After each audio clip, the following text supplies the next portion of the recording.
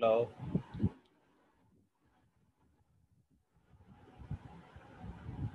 Hello Diyat.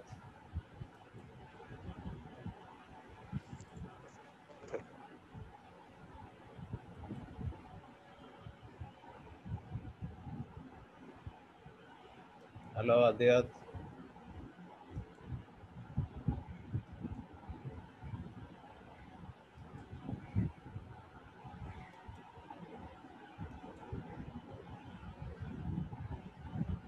Hello,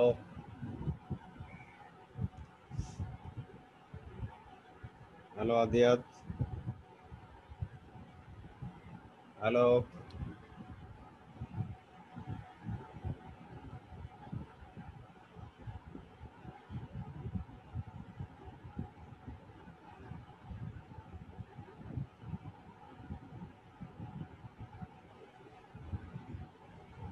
hello Adiyat, শুনতে পাচ্ছ?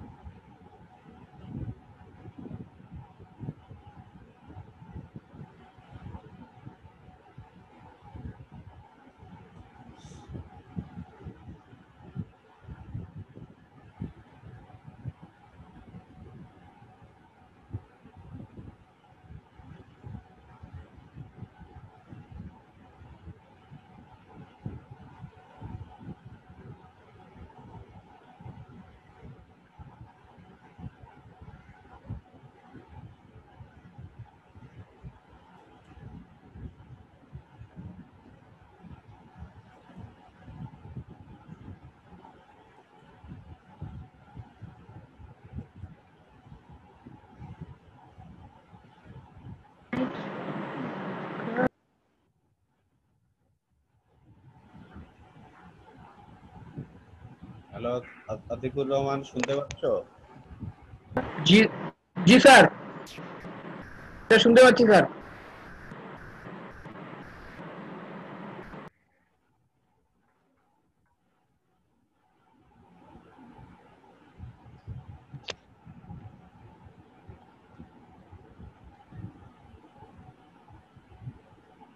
আদিয়াত, শুনতে পাচ্ছ? আদিয়াত, তুমি শুনতে পাচ্ছ? আদিয়াত,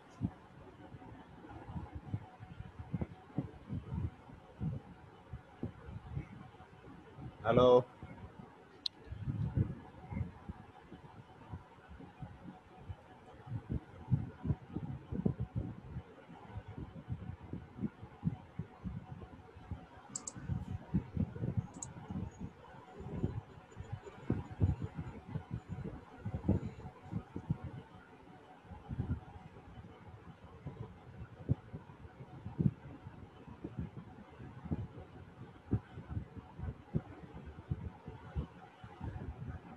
রকিবুল, শুনতে পাচ্ছ? জি স্যার, শোনা যাচ্ছে।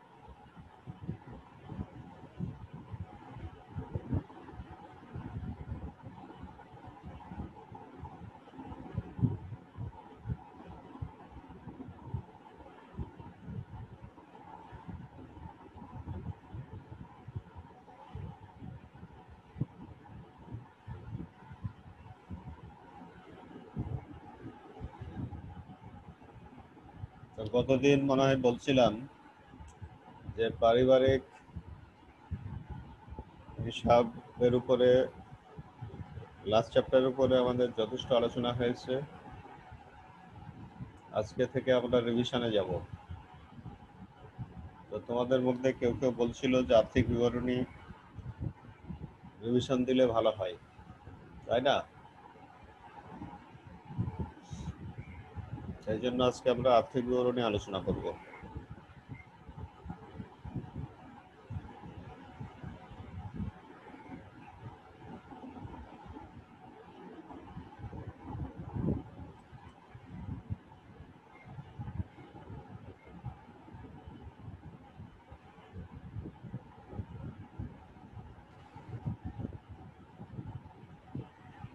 আর্থিক বিবরণী আলোচনা করব আজকে থেকে।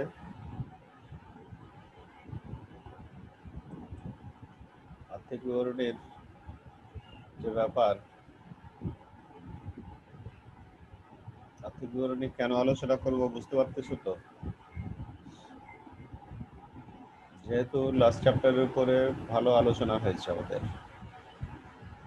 বেশ কয়েকটা ক্লাস হয়েছে।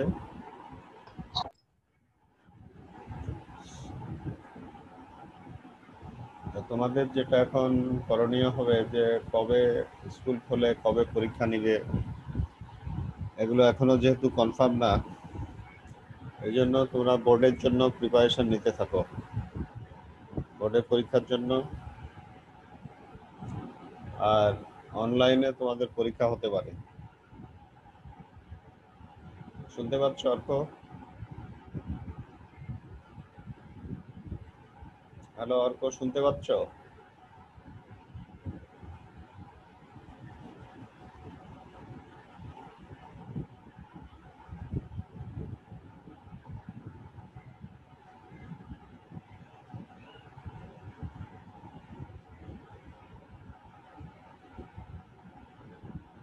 রকিবুল, শুনতে পাচ্ছ তুমি?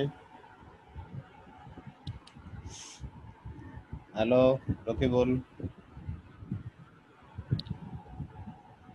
শুনতে পাচ্ছ?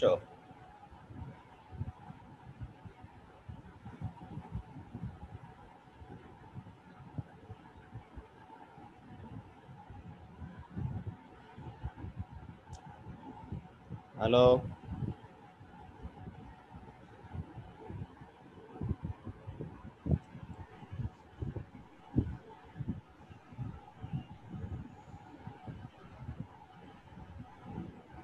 তাহলে তোমাদের যেটা বলা হচ্ছে যে তোমরা করতে থাকো, প্রিপারেশন নিতে থাকো। তোমাদের অনলাইনে পরীক্ষা হতে পারে নানান ধরনের। স্যার কি বলে টেস্ট পরীক্ষা স্যার? নানান ধরনের পরীক্ষা তোমাদের হতে পারে অনলাইনে, কারণ এখনো তো স্কুল খোলার কোনো সিদ্ধান্ত হয়নি, তাই না? জি স্যার। টেস্ট হোক, প্রি টেস্ট হোক, অনলাইনে এগুলো হতে হ্যালো পারে। হ্যালো স্যার, শুনতে পাচ্ছেন? হ্যাঁ, শুনতে পাচ্ছি। আসসালামু আলাইকুম স্যার, ভালো আছেন? বুঝলাম, হ্যাঁ ভালো আছি। স্যার, এই জন্য তোমরা এখন পুরো বইয়ের উপরই প্রিপারেশন নিতে থাকো। আমাদের হিসাব বিজ্ঞানের লাস্ট চ্যাপ্টার ইনকমপ্লিট ছিল, এটার কয়েকটা ক্লাসে এটা আলোচনা শেষ হয়েছে। আজকে থেকে বলছিলা যে রিভিশন দিলে ভালো হয়, কেউ কেউ বলছিলা যে আর্থিক বিবরণী আলোচনা করলে ভালো হয়। এই জন্য আমরা আর্থিক বিবরণীর যেহেতু দুইটা কম্পালসারি অঙ্ক উত্তর করতে হবে, এই জন্য আর্থিক বিবরণী আজকে আলোচনা হবে।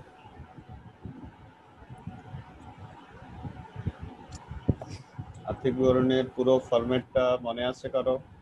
কেউ বলতে পারবা? আর্থিক বিবরণীর যে পুরো ফরম্যাট? বিষয় বিবরণী, মালিকানা সত্ত্ব বিবরণী, আর আর্থিক বিবরণী। হ্যাঁ, তো সেখানে সংক্ষেপে যদি আমি বলি, যেহেতু এখনো অনেকে জয়েন করেনি, বিশদ বিবরণীর ফরম্যাটটা হচ্ছে প্রথমে বিক্রয় সংক্রান্ত আয় লিখতে হবে। আয় লেখার সময় নিট আয় লেখার ব্যাপারে চিন্তা ভাবনা করতে হবে। নিট আয় মানে কি? বিক্রয় থেকে বিক্রয় ফেরত থাকলে মাইনাস করবা, তাই না? বিক্রয় ফেরত থাকলে মাইনাস করবা, তারপর ধারে বিক্রয় যদি আরো থাকে তখন প্লাস করবা। এই হচ্ছে ব্যাপার। এইভাবে তোমাদের কাজ চালাতে লাগবে। তারপর সেখান থেকে বিক্রিত পণ্যের ব্যয় মাইনাস হয়। বিক্রিত পণ্যের ব্যয় মাইনাস হবে। বিক্রিত পণ্যের ব্যয় মানে ক্রয় সংক্রান্ত ব্যয়গুলো। পণ্য ক্রয় করতে তোমার একটা খরচ হবে, সেই ব্যয়গুলো মাইনাস হবে। পণ্য ক্রয় করলা দিয়ে সম্পূর্ণ পণ্য বিক্রি করলা না, তাহলে তোমার প্রকৃত খরচ কত হবে?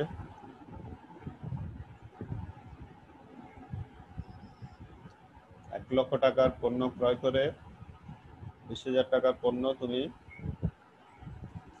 বিক্রি করলা না, তাহলে তোমার রিয়েল স্যাক্রিফাইস কত? তুমি রিয়েলি কত টাকার পণ্য বিক্রি করলা? রিয়েলি তুমি 80,000 টাকা পণ্য বিক্রি করলা। এই যে 80,000 বললা, এটা তার মানে সমাপনী মজুদ পণ্য মাইনাস করে। এই সমাপনী মজুদের যখন দুইটা মূল্য থাকবে তখন কোনটা আসবে?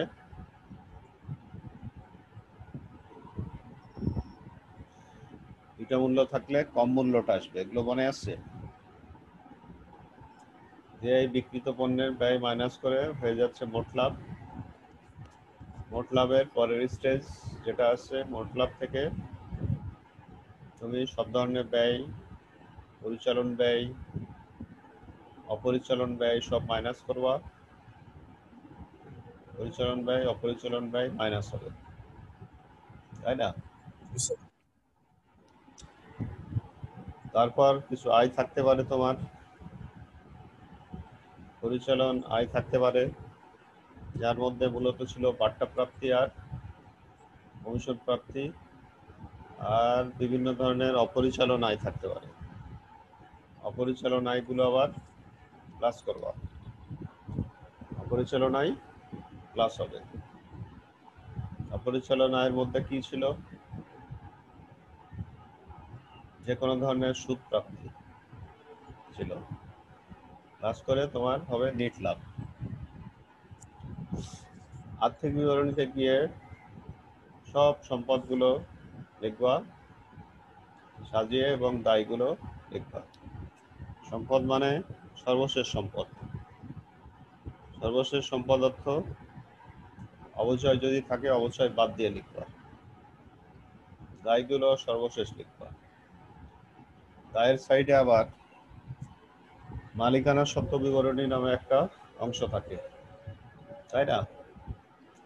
মালিকানা সত্ত্ব বিবরণী নামে একটা অংশ থাকে, সেখানে মালিকের দেনা পাওনাগুলো লেখা হবে। মালিকের মূলধন মালিক উত্তোলন করছে, সেটা মাইনাস। মালিকের উত্তোলন করছে মাইনাস। মালিক মূলধনের সুদ পাবে, প্লাস হবে।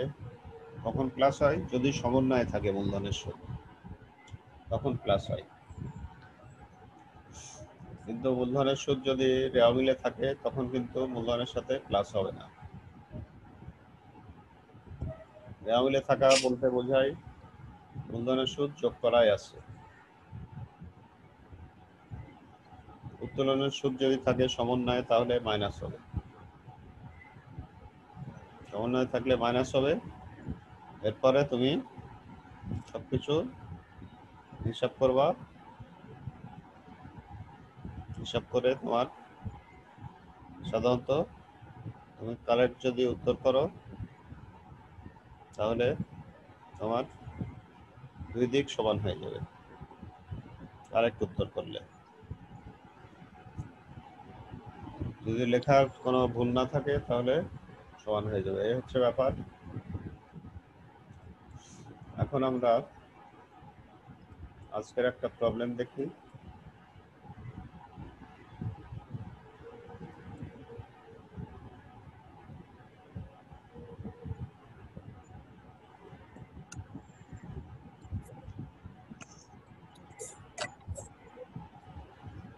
প্রবলেমটা দেখতে পাচ্ছ?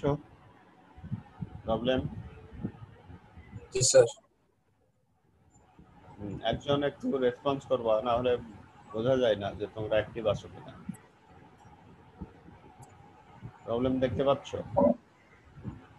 এখানে তোমার মূলধন আছে, উত্তোলন, দেনাদার, পাওনাদার। দেনাদার ডেবিটে থাকে, দেনাদার অর্থ আমরা জানি যাদের কাছ থেকে টাকা পাওয়া যাবে, তাহলে এটা যায় সম্পদে, তাই না? পাওনাদার অর্থ যারা তোমার কাছে টাকা পাবে, এটা যাবে দায় পাশে।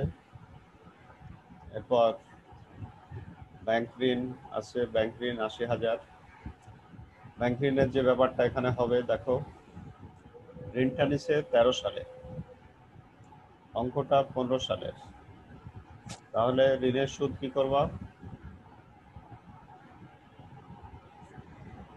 ঋণের সুদ ঠিকই হবে, 1 বছরের সুদ হবে, কারণ 13 সালের জুলাইতে নিলেও 15 সালে এই ঋণটা ব্যবহার হচ্ছে কতদিন? 15 সালে এই ঋণ ব্যবহার হচ্ছে 1 বছর, তাই না? তুমি একটা জিনিস 13 সালের মাঝামাঝি কিনছিলা, 15 সালে কতদিন ব্যবহার হবে? 15 সালে সারা বছরই ব্যবহার হবে।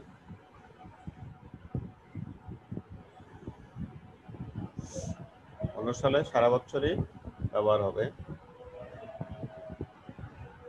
তাহলে তোমার 12% হারে ৮০,০০০ টাকা, 12% যদি নির্ণয় করো, ৮০,০০০ গুণ 12/100, ৯,৬০০ টাকা আসবে। এর মধ্যে ব্যাংক ঋণের সুদ পেমেন্ট হয়েছে ৫,০০০, তাহলে বকেয়া লিখবা। টোটাল আসে ৯,৬০০, পেমেন্ট হয়েছে ৫,০০০, তাহলে বকেয়া লিখবা কত? ৪,৬০০। অগ্রিম ভাড়া, বকেয়া বেতন রেওয়া মিলে আছে, তাহলে খেয়াল রাখো যে যেহেতু রেওয়া মিলে আছে, এই জন্য ভাড়ার সাথে বা বেতনের সাথে কোনো যোগ বিয়োগ করা যাবে না। কেন যোগ বিয়োগ করা যাবে না? কারণ রেওয়া মিলে থাকলে বোঝায় যে এটা যোগ বিয়োগ করাই আছে,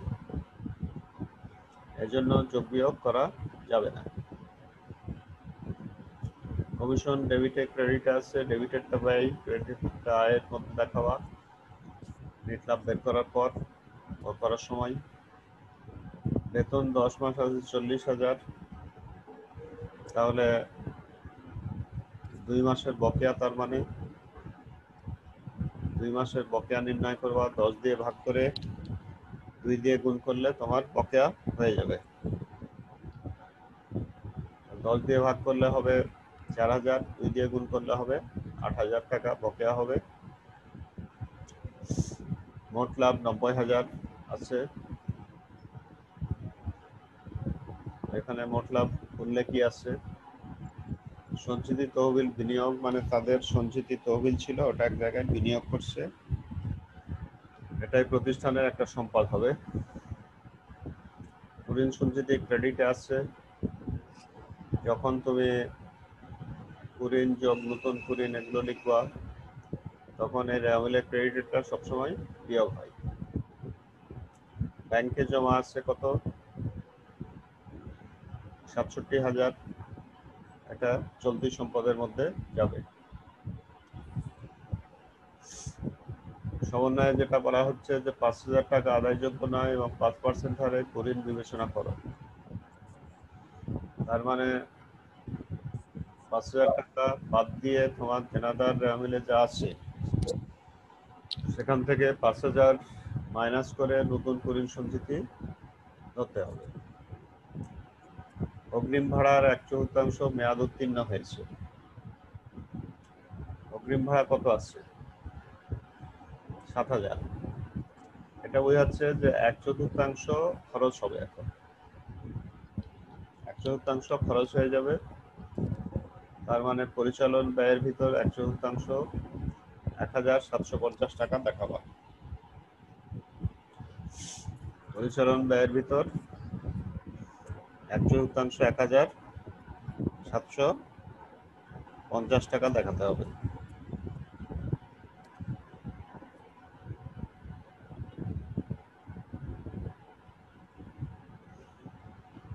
এখন এরপর যেহেতু স্বাভাবিকভাবে 1/4 খরচ হয়ে যাবে, তার মানে অগ্রিম ভাড়া থাকবে, মাইনাস করে যা হয় সেটা অগ্রিম ভাড়ার মধ্যে লিখবা। এখন আমাদের নেট দেনাদার নির্ণয় করতে বলছে, নেট লাভ বা ক্ষতি আর আর্থিক অবস্থার বিবরণী নির্ণয় করতে বলছে। নেট দেনাদার মানে দেনাদারের সর্বশেষ অবস্থা কত, এটা নির্ণয় করতে বলছে এখানে।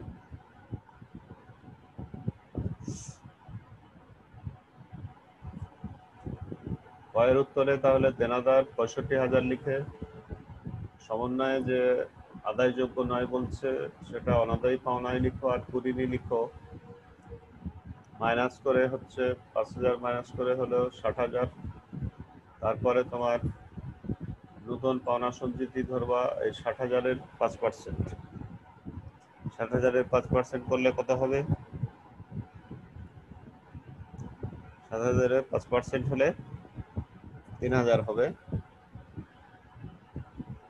3,000 মাইনাস হয়ে গেলে তাহলে তোমার নেট দেনাদার কত হচ্ছে এটা বুঝতে পারতেছো? 57,000।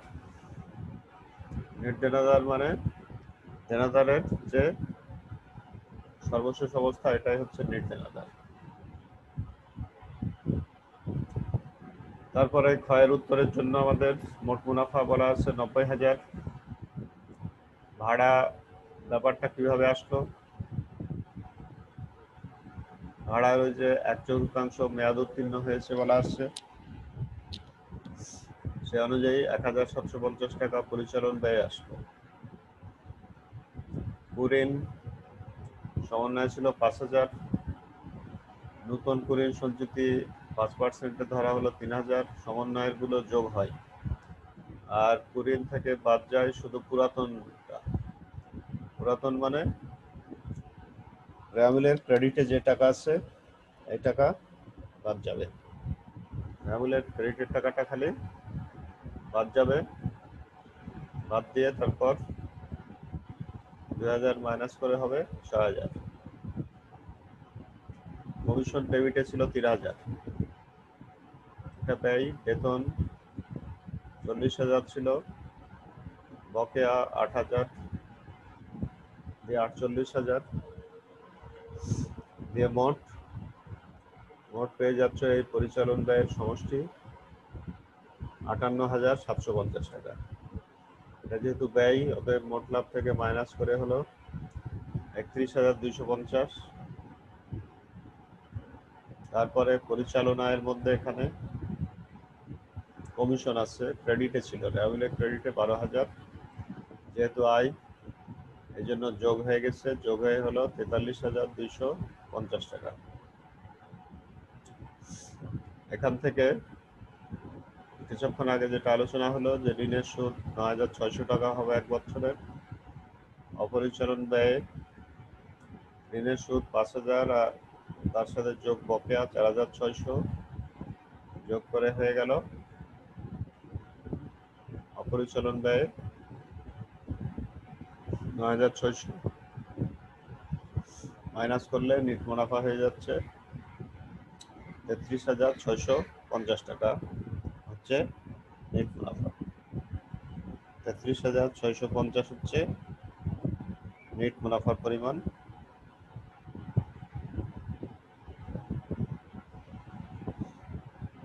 এখানে কোনো কোশ্চেন আছে কারো? থাকলে বলো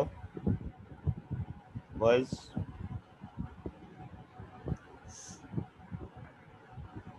কারো প্রশ্ন আছে এখানে?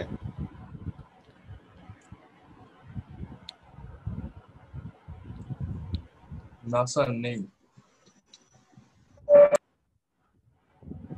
তারপরে আমরা চলে আসলাম আর্থিক বিবরণী। এটা আর্থিক বিবরণী মধ্যে চলতি সম্পদগুলো লিখতেছি। এখানে নিট দেনাদার 57,000, যেটা ক নাম্বারে পেয়েছিলাম। নেট দেনাদার মানে তোমার কি,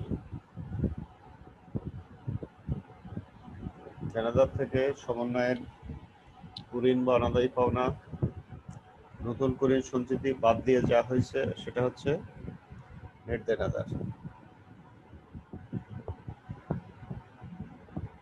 হচ্ছে ব্যাপার। এখন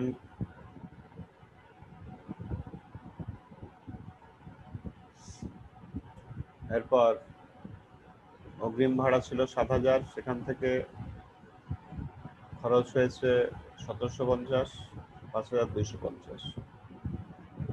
বর্তমানে আছে ব্যাংক জমা 67,000। আর দীর্ঘমেয়াদী সম্পদের ভিতর লেখা যায় সঞ্চিত তহবিলের বিনিয়োগ 2 লাখ, দিয়ে যোগ করে তোমার হয়ে যাচ্ছে 3,29,250 টাকা চলতি সম্পদের সমষ্টি। চলতি দায়ের মধ্যে বকেয়া ঋণের সুদ 4,600 টাকা আছে, পাওনাদার 38,000, বকেয়া বেতনের ঘটনা হচ্ছে বকেয়া বেতন রেওয়ামিল একটা ছিল, আর আরেকটা বকেয়া বেতন তুমি নির্ণয় করছিলে, এই জন্য দুইটা যোগ করে এখানে বকেয়া বেতন দেখো রেওয়ামিলে ছিল 10,000, আর নতুন যে রেওয়ামিলে বকেয়া বেতন এখানে ছিল 10,000, আর নতুন এখানে বকেয়া কত, 40,000 থেকে 2 মাস বের করলে কত হবে, 40,000 থেকে 2 মাস বের করলে বকেয়া বের হয়েছিল 8,000। তারপরে তোমার মোট বকেয়া কত বের হলো, তাহলে 10,000 আর 8,000 মিলে 18,000 টাকা হয়ে যাচ্ছে টোটাল বকেয়া বেতন।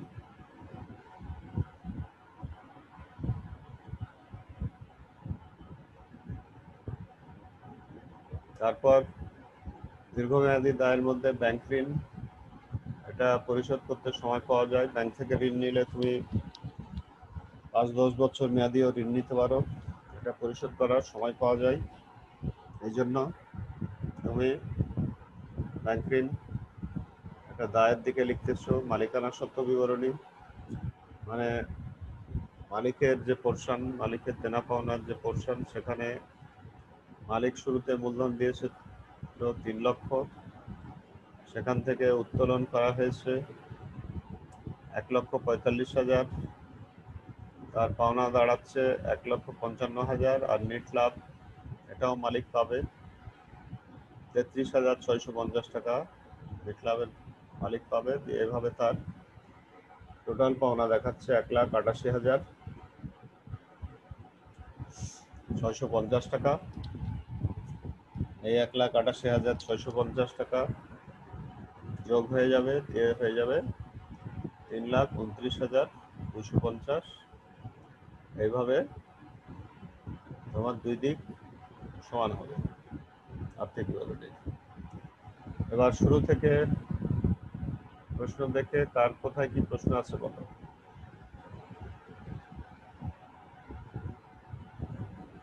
হ্যালো বয়েজ,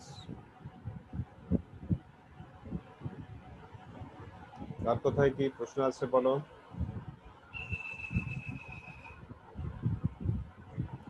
শুরু থেকে দেখে বলো কার কোথায় কি প্রশ্ন আছে।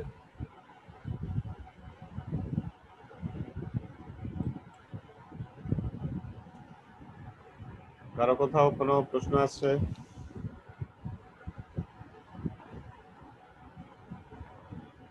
থাকলে বলো। হ্যালো স্যার স্যার, নাই কোশ্চেন। বলো। স্যার আমার একটা প্রশ্ন ছিল। আচ্ছা, অর্ক কি যেন স্যার বলে দেখ আগে। অর্ক কিছু বলতেছিলা? স্যার আমি বলতেছিলাম যে নাই কোশ্চেন স্যার, আমি দেখছি শুরু থেকে সেটা। রূপক বলো। বলো। স্যার ব্যাংক ঋণের সুদের বিষয়টা বুঝি না স্যার, এটা আরেকবার একটু বুঝিয়ে দিবেন। একটা ঘটনা হচ্ছে যে ব্যাংক ঋণ দিচ্ছে 1/7/13 তারিখে, 13 সালে, 13 সালের জুলাই মাসে দিচ্ছে, কিন্তু এই অঙ্কটা হচ্ছে 15 সালের। 15 সালে সুদ দিতে হবে পুরো বছরের। এটা সহজভাবে এরকমই চিন্তা করতে পারো যে তুমি একটা জিনিস, একটা কম্পিউটার কোনো বছরের 13 সালের 1 জুলাই কিনলা, কিন্তু 1 জুলাই কেনার ফলে 13 সালে ব্যবহার করবা 6 মাস, তাই না?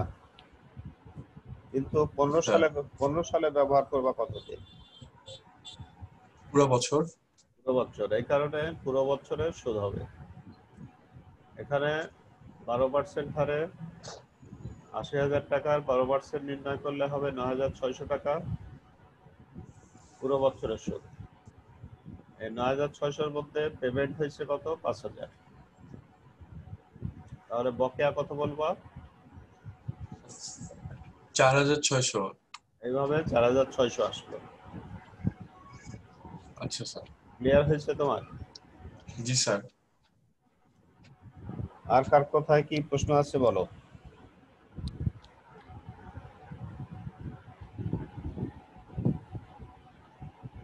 হ্যালো,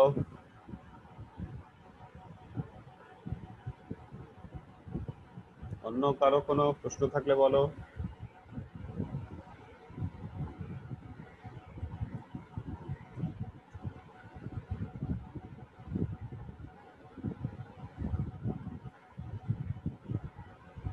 আছে কারো প্রশ্ন? আর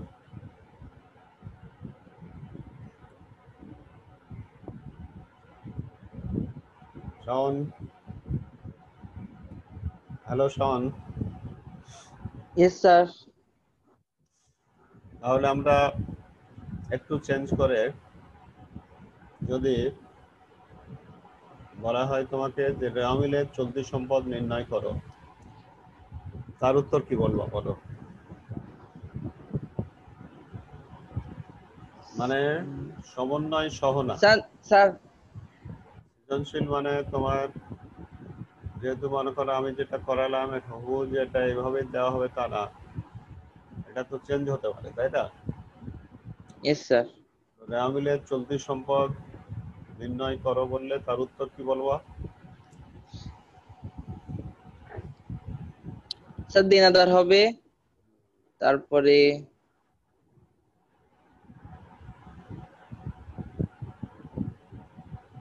স্যার নো স্যার, অগ্রিম ভাড়া হবে স্যার, অগ্রিম ভাড়া তো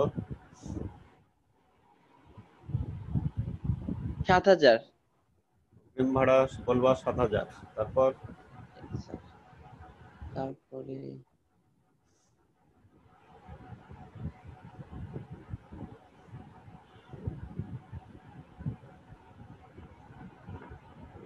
স্যার ব্যাংক জমা। তারপর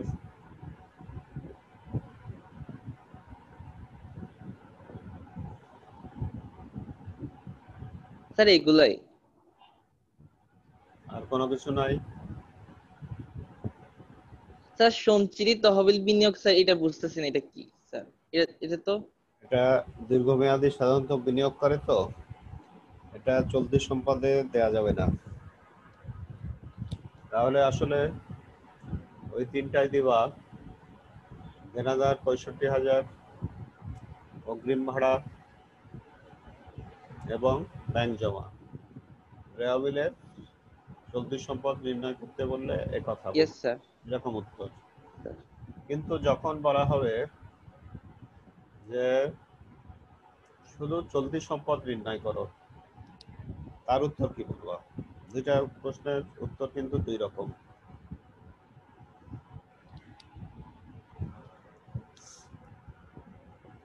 তুমি আবার মনে করো না যে আমি ক্লাসে জয়েন করে ভুল করলাম কিনা, বুঝছো? যারা নো ক্লাসে স্যার, নো স্যার। স্যার এত প্রশ্ন করতেছে, কারণ প্রশ্ন না করলে তো তুমি ভেরিফাইড হবা না যে তোমার অবস্থাটা কি, বুঝছো? আর ইয়েস স্যার। ক্লাসে যারা জয়েন করেছে তাদেরকে অনেক ধন্যবাদ। সবাইকেই।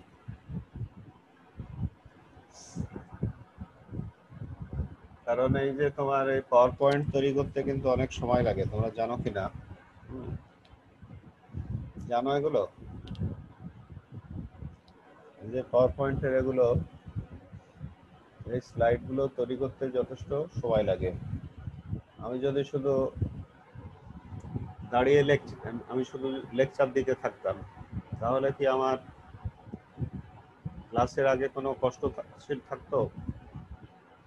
কি মনে হয় রকিব? না স্যার। কিন্তু পাওয়ার পয়েন্ট তৈরি করা মানে তোমার এই যে ক্লাস যে নিচ্ছি এখানে তো সময় আছেই, এর আগেও কিন্তু এই পাওয়ার পয়েন্ট তৈরি করতে অনেক সময় লাগে। কি মনে হয় তোমাদের? তোমাদের দেখা যায় যে অনেক সময় একটা ওয়ার্ড লিখতে অনেক কষ্ট হয়, তাই না? সেখানে এতগুলো ওয়ার্ড প্রথমে এমএস ওয়ার্ডে লিখে তারপরে সেগুলোকে আবার পাওয়ার পয়েন্টে নিয়ে আসা, এগুলো সময় সাপেক্ষ ব্যাপার। পাওয়ার পয়েন্টে কাজ করেছো কেউ তোমাদের মধ্যে?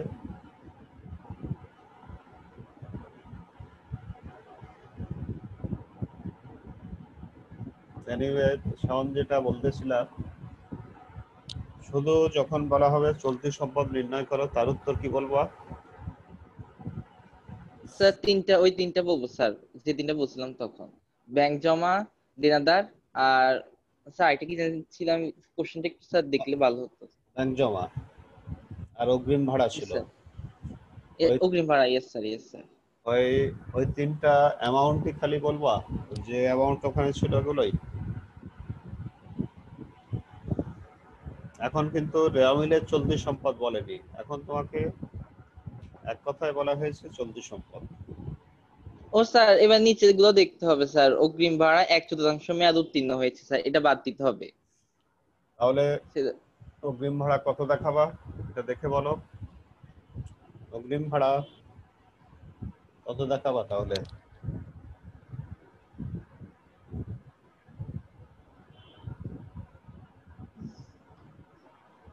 স্যার আমাকে একটা ক্যালকুলেটর ইউজ করতে হবে স্যার। ক্যালকুলেটর রাখনি কাছে? ক্যালকুলেটর নাও। নো স্যার, আমার খাতা ছিল আমার সাথে শুধু। সবসময় অ্যাকাউন্টিং ক্লাস সময় ক্যালকুলেটর রাখবা।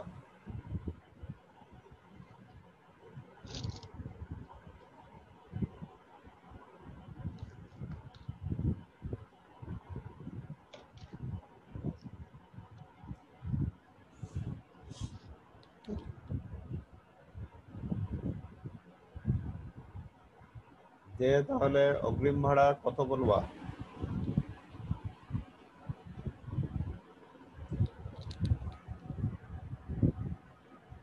স্যার 5,250। কত মাইনাস করলা? 7%-এর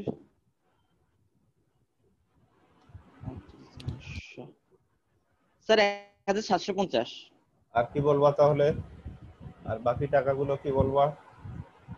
তাহলে ব্যাংক জমাতে, অগ্রিম ভাড়া স্যার। ব্যাংক জমায় তাহলে কোনো চেঞ্জ আসবে না? স্যার ব্যাংক জমা বৃদ্ধি পাবে স্যার। কোনটা দিয়ে? কোনটা দিয়ে ব্যাংক জমা বৃদ্ধি পাবে? নো স্যার, ব্যাংক জমা কমবে স্যার, ব্যাংক জমা কমবে স্যার। কোনটা দিয়ে? স্যার এই যে 1,000 একদম। এটার সাথে ব্যাংক জমার কোনো সম্পর্কই নাই, বুঝছো? ব্যাংক জমার উপর কোনো স্যার প্রভাব পড়বে না। ফলে যেটা আমরা আলোচনা করে বুঝতে পারতেছি যে তোমার প্র্যাকটিস অনেক অনেক বাড়াতে হবে, ঠিক আছে? Okay sir. অনুমান করে কোনো কিছু বলা যাবে না, অনুমান করে বললে ওটা কারেক্ট হবে না। অগ্রিম ভাড়ার 100% মেয়াদ উত্তীর্ণ হয়েছে মানে অগ্রিম ভাড়া কমে যাবে, এই জন্য অগ্রিম ভাড়া থেকে জাস্ট মাইনাস করবা। আর কি চেঞ্জ হবে?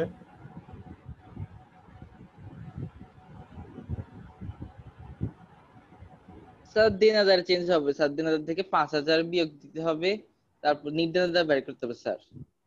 দেনাদার এই যে এই টাকাটা লিখবা, দেনাদার Yes, sir. 57,000 57,000 টাকাটা। তো যাই হোক, thank you for your participation, কারণ তুমি ক্লাসে উপস্থিত হয়েছো এটা ভালো লক্ষণ। আমরা যে এত কিছু আলোচনা করলাম এই জন্য তুমি বুঝতে পারলা যে তোমার আরো অনেক কিছু জানার আছে, তাই না? Yes, sir. না জিজ্ঞেস করলে কি হতো যে তুমি থেমে থেকে যেতা। তো আর কারো কোনো কোশ্চেন থাকলে বলো ফ্র্যাঙ্কলি। বয়েজ, অন্য কোনো বিষয়ে এই প্রবলেম ছাড়াও অন্য কোনো বিষয়ে কোনো প্রশ্ন থাকলে বলো। কারো কোনো প্রশ্ন আছে আর? অন্য কোনো জায়গায় আপন তোমার কোনো প্রশ্ন আছে কোথাও? হ্যালো আপন, জি না স্যার, না স্যার, কোনো কোশ্চেন নাই? না স্যার। যে প্রবলেমটা আমরা আলোচনা করলাম এতক্ষণ, এই প্রবলেমের বাইরেও যদি অন্য কোনো প্রশ্ন থাকে বলতে পারো।